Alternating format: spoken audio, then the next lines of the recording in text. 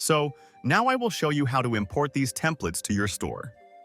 First, I will exit this editor by clicking on this Exit button. Next, I will go to the Apps option on the left and then search for this app called Ecomrise. Now click on this Ecomrise app, which will take you to the Shopify App Store. You need to install this app on your store, as it will help you in importing the templates. Okay, so once the app is installed, you will see a screen like this. Next, we need to enable this app on our store. So click on this Enable App Embed option.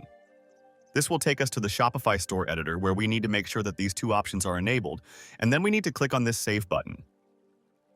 If you click on this Explore Extension button, it will show you all the extensions this app has to offer. Next, click on this Settings button on the left sidebar. Next, you need to select the Kalles theme option, and then click on this Change button. We also have the Theme Backup option here. Before importing any template, it's important to take a backup of your current theme. Of course, I've just installed the theme and haven't made any changes, so it is not very important. But I will still keep a backup if something goes wrong in the future. Okay, now go to the For Theme option on the left. Here you'll see this Import Demo option. If you click on this Explore button, it will show you all the pre-made templates of Kalles theme. Next, you can preview these templates by clicking on this Preview button.